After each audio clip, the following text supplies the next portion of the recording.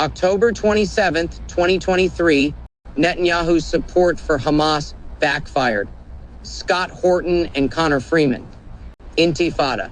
On October 7th, a large group of armed Hamas fighters broke out of the Gaza Strip to launch an unprecedented attack by air, land, and sea against southern Israel.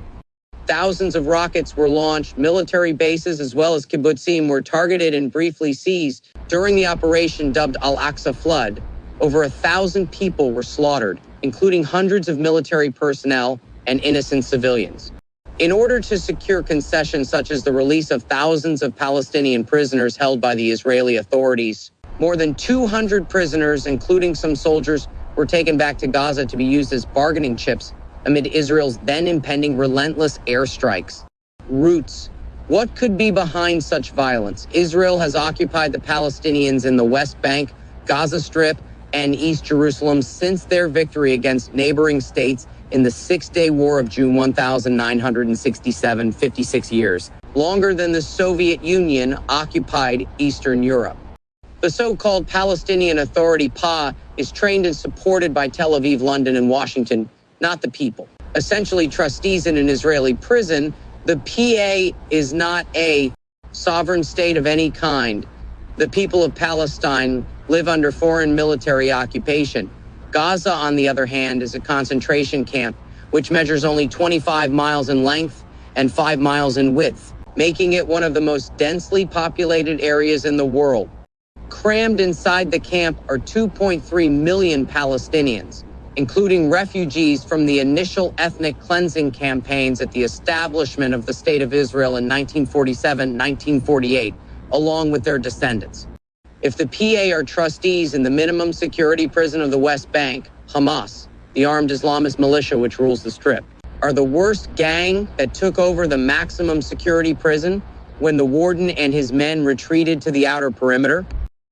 Since 2007, Israel has imposed a full blockade on Gaza from the air, land, and sea. Gaza is completely controlled by the Israeli military. For more than 15 years, food, potable water, electricity, medicine, building materials, etc., have been severely restricted by Tel Aviv. All the while, Palestinians besieged in the coastal enclave are routinely subjected to small as well as large-scale indiscriminate bombing campaigns. This recent terrorist attack in Israel, which saw so many civilians killed, including in crossfire with Israeli forces, was in a sense a prison break led by Hamas. This horrible attack was blatantly, if unintentionally, provoked by Netanyahu's right-wing Likud party and his ruling coalition full of extremist settlers and Jewish supremacists bent on the de jure annexation of the entire West Bank, or Judea and Samaria, as they call it, killing the peace process. Beginning in 1979 at Camp David, Israel promised to begin the process to negotiate a sovereign state on the 22% left of Palestine after the War of 1947-1948. The West Bank, including East Jerusalem and the Gaza Strip, occupied by Tel Aviv since 1967. By 1988, Palestine Liberation Organization, PLO, leader Yasser Arafat, who headed the Fatah party, had recognized Israel within its 1967 borders. The Oslo Accords peace process began in 1993 and was supposed to implement this two-state reality. It was a sham. All the while, even though the Fourth Geneva Convention says that it is illegal for one nation to transfer their own civilian populations into land seized in war, and United Nations Security Council Resolution 242, 2A's that Israel must withdraw from the occupied territories, hundreds of thousands of Israeli Jewish colonists or settlers have moved to the occupied West Bank, including East Jerusalem, which they consider part of a future Greater Israel. This has effectively made a sovereign state there impossible. The Israeli government under Prime Minister Benjamin Netanyahu, who used to play along with the narrative of an eventual two-state solution, in the last decade officially canceled the illusion that he would ever let this occur. Netanyahu said in 2015 that I think that anyone who is going to establish a Palestinian state today and evacuate lands is giving attack rounds to radical Islam against the state of Israel. Anyone who ignores this is sticking his head in the sand. The left does this time and time again. We are realistic and understand. Netanyahu was then asked specifically whether he meant that a Palestinian state would not be established if he were re-elected prime minister. He answered, correct. Even though he temporarily relented on official annexation of the Jordan River Valley, Netanyahu still vowed in 2020 that Israel will retain security control on the entire area west of the Jordan River. In other words, from the river to the Mediterranean Sea, Palestine will never be free. Apartheid.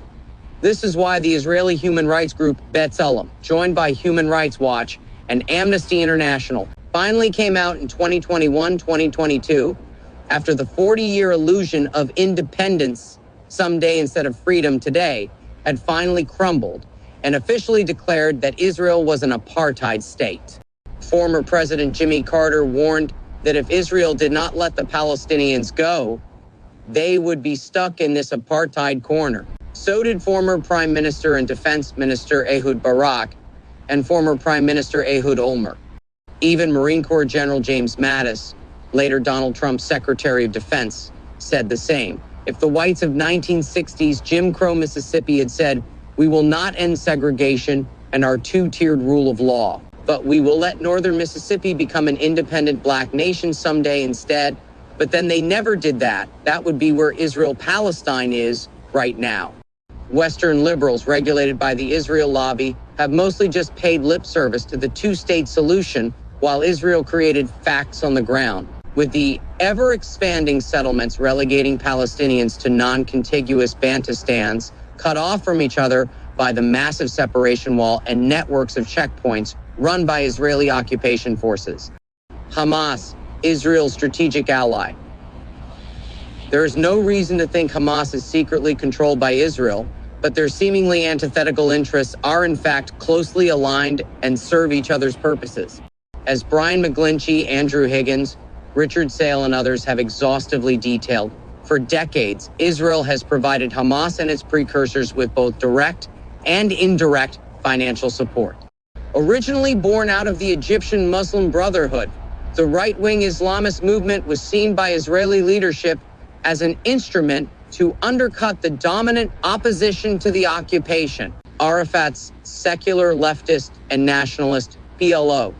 Beginning in the 1970s, Israel's backing of Hamas and its predecessor, Mujama al-Islamiyya, or the Islamic Center, was a direct attempt to divide and dilute support for a strong, secular PLO by using a competing religious alternative, a former senior CIA official told Sale.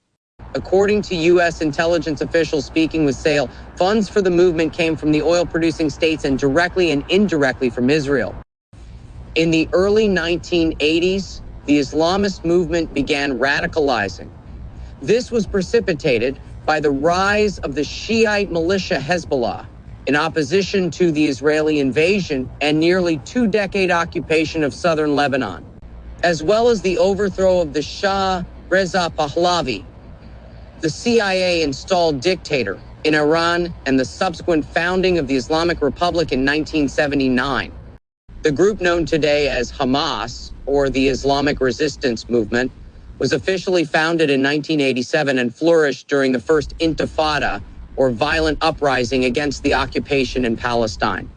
Despite the group's refusal for many years to ever recognize Israel's right to exist, along with the PLO dropping that maximalist demand themselves, Israeli aid to Hamas continued apace. This is because a U.S. official told Sale the thinking on the part of some of the right-wing Israeli establishment was that Hamas and the other groups, if they gained control, would refuse to have anything to do with the peace process and would torpedo any agreements put in place.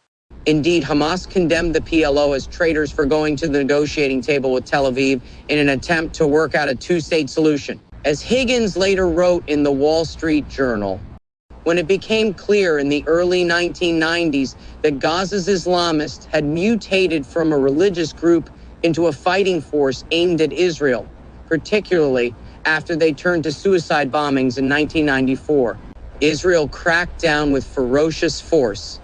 But each military assault only increased Hamas's appeal to ordinary Palestinians. Fatah also cracked down on Hamas during the 1990s over their tactics, including suicide bombings, which led to further clashes and bad blood. Formaldehyde. Following the Second Intifada, in which over 1,000 Israelis and 4,500 Palestinians were killed, Likud Party Prime Minister Ariel Sharon initiated a policy known as disengagement in the Gaza Strip. In the summer of 2005, Tel Aviv set about removing thousands of settlers and occupying forces. The Israeli army was redeployed in the areas surrounding Gaza instead. On the surface, this was made to look like a concession, but Likud's goal was to decisively kill the peace process and with it any hopes Palestinians had for a future state. Sharon's senior advisor, Dov Weissglass, bluntly told Haaretz almost 2 decades ago, "The significance of the disengagement plan is the freezing of the peace process. And when you freeze that process, you prevent the establishment of a Palestinian state. And you prevent a discussion on the refugees, the borders, and Jerusalem. Effectively, this whole package called the Palestinian state, with all that it entails, has been removed indefinitely from our agenda. And all this with a U.S. presidential blessing and the ratification of both houses of Congress. The disengagement is actually formaldehyde. It supplies the amount of formaldehyde that is necessary so there will not be a political process with the Palestinians. The disengagement plan makes it possible for Israel to park conveniently in an interim situation that distances us as far as possible from political pressure. It legitimizes our contention that there is no negotiating with the Palestinians. We educated the world to understand that there is no one to talk to, and we received a no one to talk to certificate. That certificate says, 1, there is no one to talk to. 2, as long as there is no one to talk to, the geographic status quo remains intact. 3, the certificate will be revoked only when this and this happens, when Palestine becomes Finland. 4, see you then and shalom, the Gaza bombshell. Hamas achieved a plurality victory against Fatah, by then led by Mahmoud Abbas, in the wake of Arafat's death in the Palestinian Territory's 2006 parliamentary elections.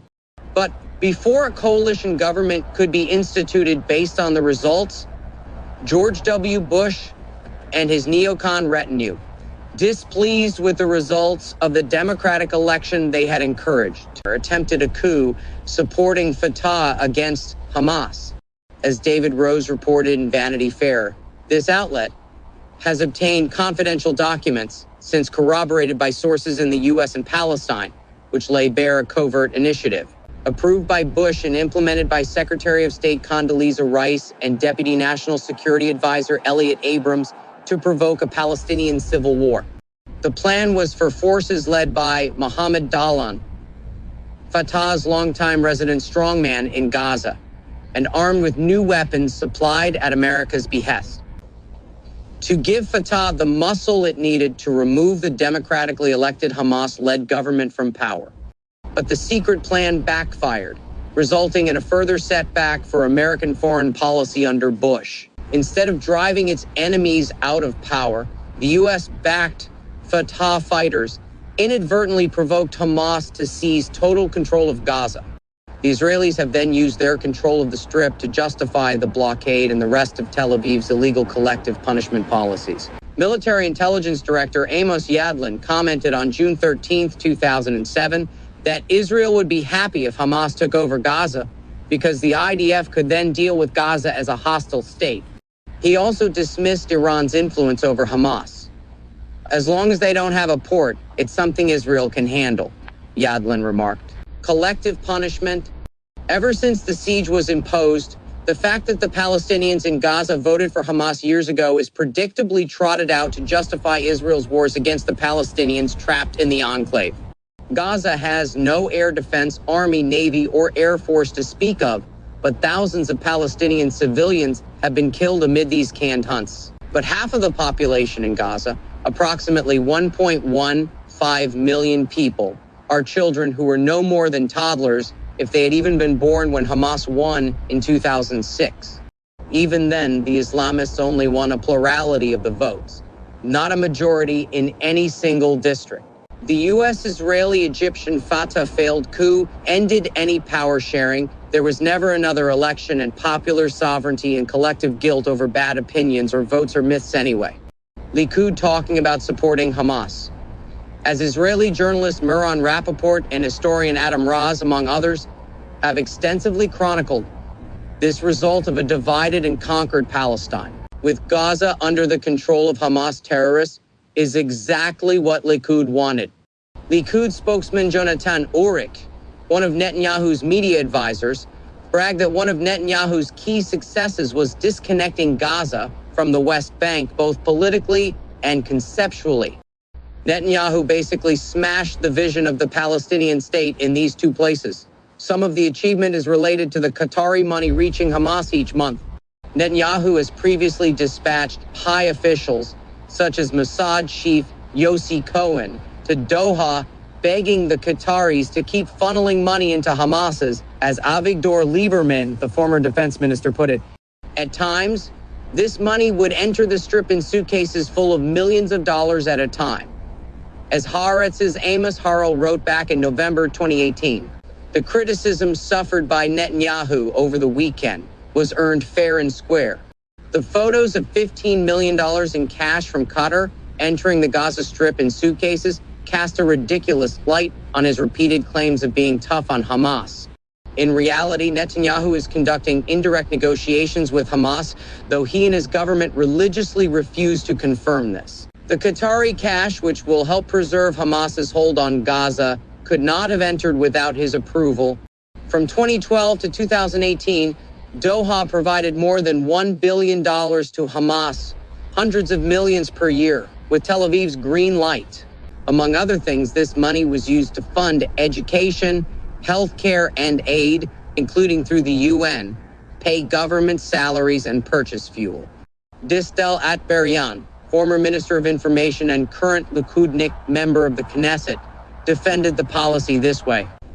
Mark my words, Netanyahu keeps Hamas on its feet so that the entire state of Israel won't become the Gaza envelope. If Hamas collapses, Abbas is liable to control Gaza.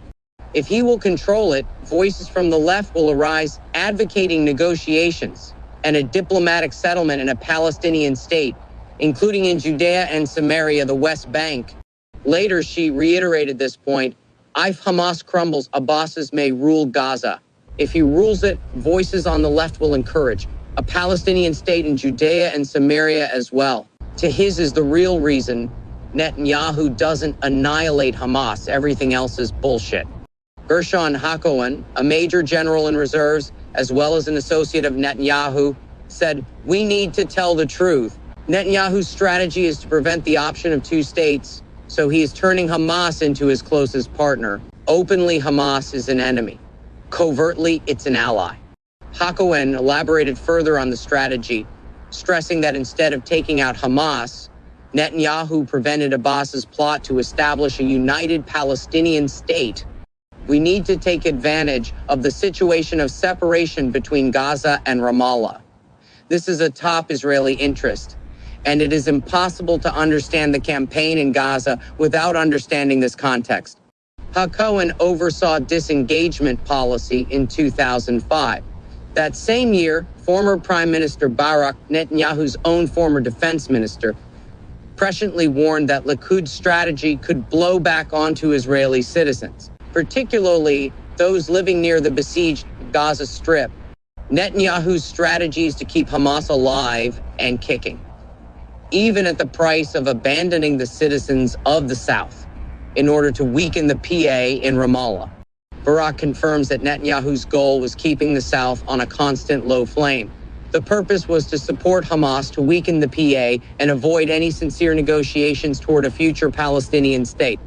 It's easier with Hamas to explain to Israelis that there is no one to sit with and no one to talk to if the PA strengthens. Then there will be someone to talk to, he said.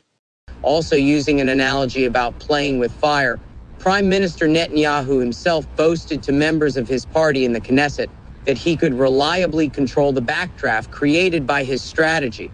Anyone who wants to thwart the establishment of a Palestinian state has to support bolstering Hamas and transferring money to Hamas.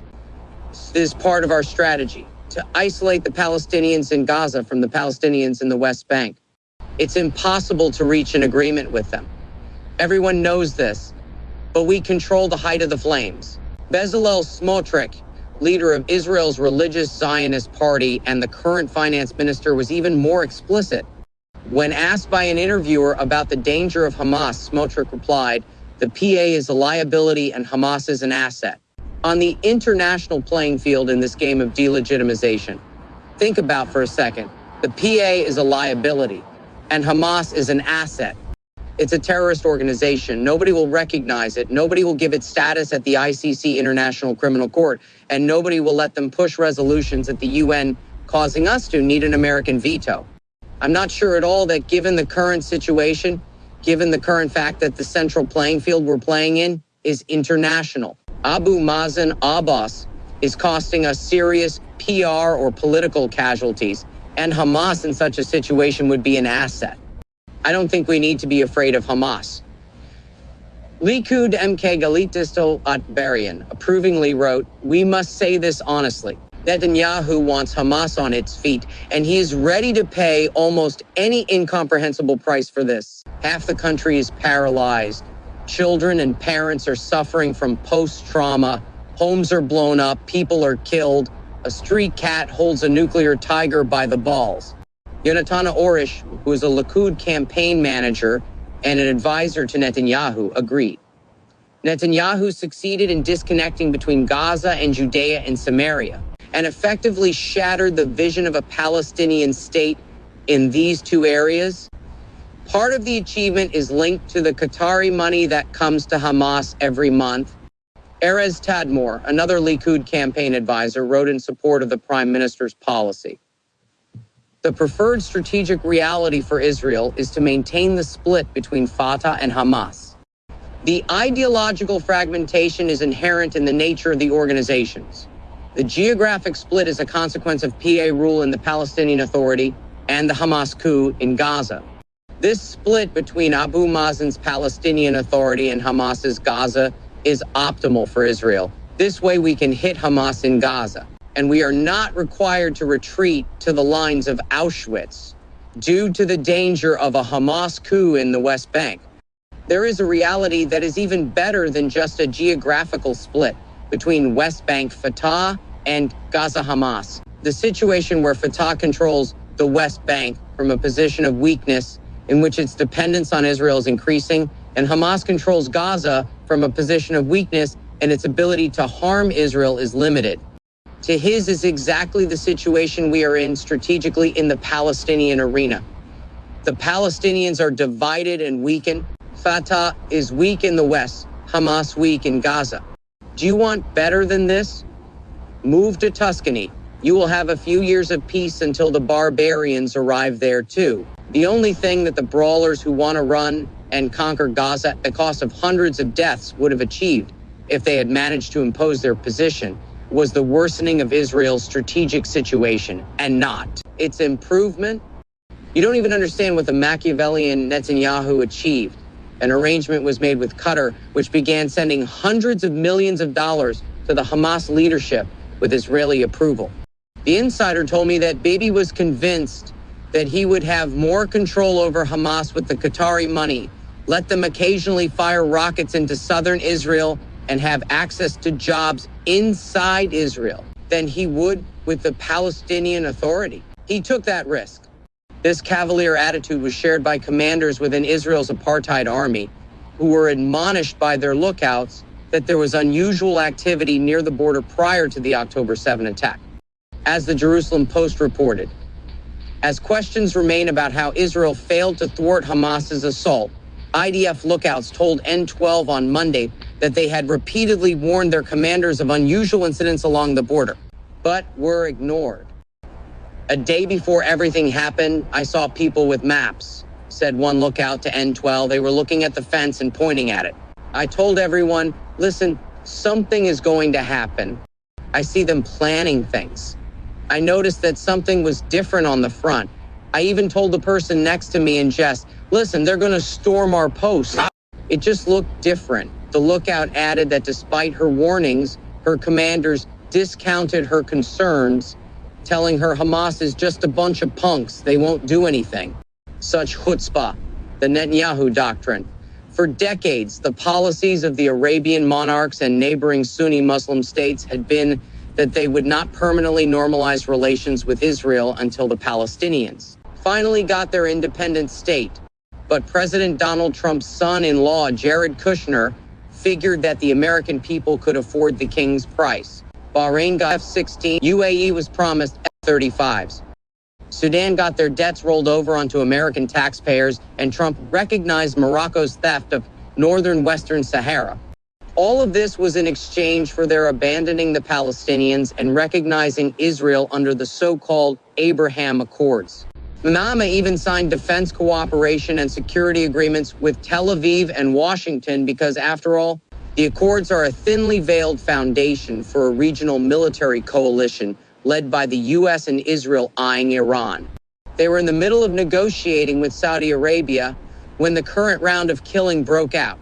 Last month, Netanyahu even presented a map of the new Middle East to the UN General Assembly, with Palestine from the river to the sea completely erased. There's no question the Abraham Accords heralded the dawn of a new age of peace, Netanyahu announced. I believe we're on the cusp of a more dramatic breakthrough, a historic peace between Israel and Saudi Arabia. He continued, emphasizing, we must not give the Palestinians a veto over new peace treaties with Arab states. See, the Palestinians are only 2% of the Arab world. As long as they believe that the other 98% will remain in a warlike state with Israel, that larger mass, that larger Arab world could eventually choke, dissolve, destroy the Jewish state. So when the Palestinians see that most of the Arab world has reconciled itself to the Jewish state, they too will be more likely to abandon the fantasy of destroying Israel and finally embrace a path of genuine peace with it. By destroying Israel, of course, Netanyahu just meant the Palestinians would have to give up their hope of ever getting their independent state or equal rights as citizens under Israeli sovereignty. Now that they know no one is coming to help them, they would finally just accept their utter defeat and permanent status as militarily occupied, stateless and rightsless conquered people, he thought. In March, Smotrich even proclaimed that there is no such thing as a Palestinian people. The Donald Trump and Joe Biden administrations, along with Netanyahu, also believed the Palestinians could be erased. They envisioned a Middle East where Washington's longtime Arab dictatorship vassals would all finally plant the Palestinians firmly under the bus, recognize Israel, and sign these phony peace deals in exchange for American arms as well as other favors. Provoked. But before Israel began its latest war on Gaza, recent polling exposed that as a result of Israeli massacres and war crimes committed against the Palestinians, the Abraham Accords had become increasingly unpopular among the populace in Bahrain and the UAE. In July, with the support of the Joe Biden administration, Israel's security forces invaded and bombed the Jenin refugee camp in the West Bank, killing 12 people, including 5 children. Israeli bulldozers tore up the camp's roads, electricity, and water networks. 1,000 troops participated in the raid, along with Apache helicopters, drones, and 150 armored vehicles. Another point of contention in the region is Netanyahu's policies of setting records this year for settlement expansion and construction in illegal Jewish-only colonies, further eviscerating even the pretense of a future Palestinian state. Israeli forces and settlers have repeatedly desecrated the Al-Aqsa Mosque this year, Islam's third holiest site. During the holy month of Ramadan, worshippers within, including women and children, were viciously beaten. Members of Netanyahu's cabinet have also encouraged attacks against Palestinian Christians, which have escalated substantially. For Palestinians, prior to this month, this year was already one of the deadliest on record. Before the end of September, more than 220 Palestinians had been killed by Israeli forces, including over 36 children. That figure included 187 people who were murdered in the occupied territories and another 37 killed, mostly amidst a smaller bombing campaign in the Gaza Strip. And then October 7th and its aftermath came. The Netanyahu doctrine was dead wrong. Peace in the region must be made with the Palestinians. But never again will any heads of state be foolish enough to believe Palestine and its people can be circumvented, erased, or ignored. The day after the October 7th attack, Israeli journalist Tal Schneider railed against the failure of the Netanyahu doctrine policy in the Times of Israel. For years, the various governments led by Netanyahu took an approach that divided power between the Gaza Strip and the West Bank, bringing President Mahmoud Abbas to his knees while making moves that propped up the Hamas terror group. The idea was to prevent Abbas, or anyone else in the PA's West Bank government, from advancing toward the establishment of a Palestinian state. Thus, amid this bid to impair Abbas, Hamas was upgraded from a mere terror group to an organization with which Israel held indirect negotiations via Egypt, and one that was allowed to receive infusions of cash from abroad.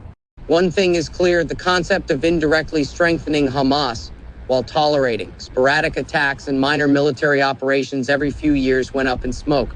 Saturday, slaughtering human animals. Since the October 7 attack led by Hamas, Israel has pummeled Gaza indiscriminately, with thousands of bombs killing more than 11,000 Palestinians, including over 3,000 women and 4,500 children.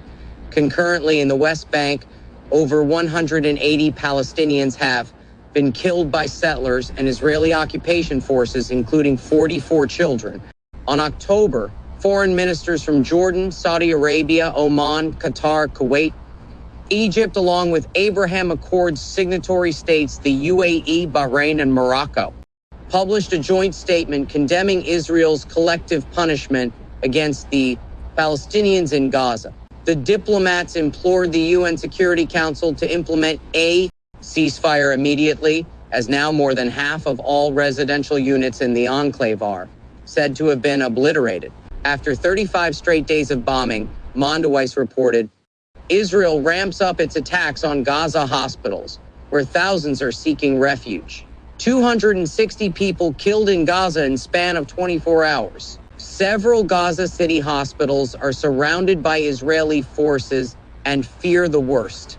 Water, food, and electricity shortages put more lives at risk as medical facilities on the verge of full shutdown. Amidst the high-scale devastation, Netanyahu tells Fox News, "We don't seek to displace anyone." Per the United Nations Office for the Coordination of Humanitarian Affairs, 1.58 million people, about 65% of Gaza's population, have been internally displaced by the bombardment and ground invasion. Israel announces daily 4-hour tactical localized pauses in bombardments of Gaza, denounced by UN Special Rapporteur as cynical and cruel.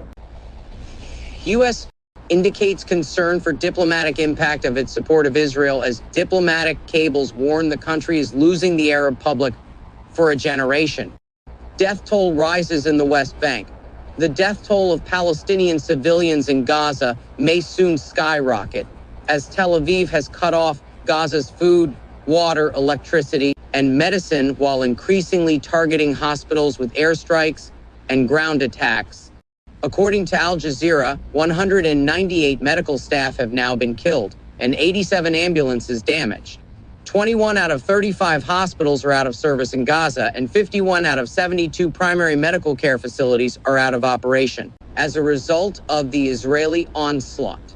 As the outlet detailed on November 10th, battles have intensified around several hospitals in northern Gaza, with some receiving direct hits and reports of casualties among patients and tens of thousands of displaced Palestinians sheltering at the facilities as Israeli troops continue their advance. Gaza's Ministry of Health said on Friday that Israeli tanks have been closing in on at least 4 hospitals from all directions. The head of Al-Shifa Hospital, Mohammed Abu Salmiya, told Al Jazeera, "This day was a day of war on hospitals. The sick and wounded occupy all of the hospital's corridors, and we cannot perform surgical operations," Salmiya said. "We cannot find a single bed to place victims on," he added about the situation in Gaza's largest medical facility. "We are taking difficult decisions between who to save and who to let die. As I speak to you, I am standing in front of 100 dead bodies. The White House's unconditional backing of this unprecedented Israeli mass murder and destruction campaign against Gaza threatens to drag Americans into a regional war with Hezbollah. Iran and their resistance axis allies, including in Iraq and Syria, where U.S. forces illegally occupy a third of that war-torn country. The destruction of Washington's global war on terror and regime change wars of the last 20 years could be dwarfed by such a conflict. To put this in perspective, the American government's wars in the Middle East, North Africa, and Central Asia during this century killed and caused the deaths of well over 4 million people. Ceasefire. Washington should immediately cut all of its illegal military aid and ties with Tel Aviv, as well as cease its disgraceful diplomatic and propaganda cover. American forces should not be in harm's way to deter other actors from getting involved, nor to defend this merciless regime. The Israeli government, currently waging siege warfare against Gaza, slaughtering thousands of women and children, has declared the Strip is populated by human animals. Tel Aviv is now waging its ground invasion. The American people must swiftly demand a lifting of the siege and a ceasefire.